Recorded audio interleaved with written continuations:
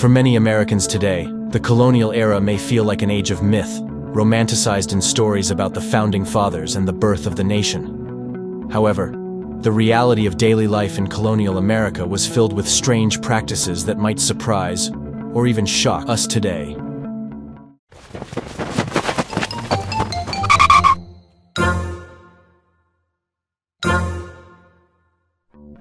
From unusual dating customs to high mortality rates and unique approaches to currency, colonial-era customs reflect a society that valued practicality and survival over modern comforts. Let's dive into some truly surprising practices that were once just part of everyday life. Courtship practices included bed sharing. Despite modern assumptions that colonial society was intensely conservative, certain regions practiced bundling, an unconventional courtship ritual that would raise eyebrows today. Bundling, or bed courting, allowed young unmarried couples to share a bed for the night, supposedly without engaging in intimacy. Often, a bundling board was placed between them to maintain physical separation, or they were sewn into a bundling sack to keep things chaste. Practiced primarily in the northern colonies where winters were harsh, bundling provided warmth during courtship and allowed couples to assess compatibility. However, hormones frequently defeated these barriers, resulting in a surprisingly high rate of premarital pregnancies. Over 1/3 of brides in this era were pregnant on their wedding day. This practice reflected the community's pragmatic approach to courtship, balancing the desire for warmth and companionship with attempts to uphold public morality. Blended families were the norm. Colonial America was no stranger to early widowhood and remarriage due to high mortality rates, creating a society where blended families were not just common, but expected. Marriages during this era averaged around 12 years due to frequent deaths from diseases, childbirth complications, and other dangers. Virginia's population statistics in the early 1700s reveal a life expectancy of just 48 for English settlers, and even lower for those in southern colonies. As a result, many children lost a parent or both parents before reaching adulthood, leading to a norm where remarriage was almost a necessity. Marriage wasn't always a formal, legal matter either. In colonial North Carolina, the cost of a marriage certificate was equivalent to a teacher's annual salary. Consequently, couples would announce their intentions publicly through banns, rather than obtaining an official certificate. This practical approach meant that colonial society accepted informal unions, making records of legal marriages rare and complicating genealogy research today. Parents expected their children to die young. Colonial parents endured the harsh reality that many of their children wouldn't survive to adulthood. Colonial women typically married around age 20 and often had between 7 to 10 children, largely due to the lack of effective birth control and societal expectations. Despite this high birth rate, infant mortality was devastatingly common. Approximately 1 in 10 infants died before reaching 1 year, and nearly 40% of children did not make it to age 6. The outlook was even grimmer for enslaved children, with mortality rates reaching as high as 50% before the age of 1. Not even affluent families were immune to this tragedy. For instance, Martha Washington outlived all 4 of her children, who died from various illnesses or accidents at young ages. Colonial life was rife with hazards.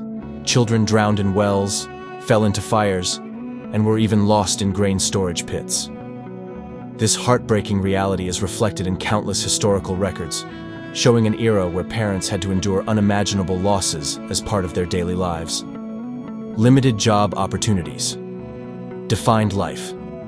Colonial society offered limited job choices, largely dictated by social status and gender. The majority of men worked as farmers, planters, or laborers, while women tended to the home, performing domestic tasks such as child-rearing, gardening, and weaving. Certain professions offered paths to upward mobility. An indentured servant, after completing their term of service, could potentially acquire land and establish a family farm. For most, however, life was about meeting basic needs. Skilled artisans like blacksmiths, carpenters, and coopers grew in number as towns expanded, representing a small but significant sector of the labor force. By 1770, about 7% of workers had roles as traders, shopkeepers, or merchants. This reflected the gradual growth of towns and marketplaces, where a fledgling economy was emerging. By understanding your own ancestors' records, you may discover how they navigated these restrictive occupational landscapes and made a life for themselves against considerable odds. Currency wasn't just cash and coin. In colonial America, coins were scarce, and practical workarounds became the norm for transactions. Colonists frequently exchanged goods rather than currency, using tobacco as a form of payment in many areas, particularly in the southern colonies where it was widely grown. Colonists also used commodities like furs, lumber, and livestock to conduct trade, reflecting the scarcity of English currency. Additionally, each colony printed its own paper money and often assigned values to foreign coins, such as the widely circulated Spanish dollar.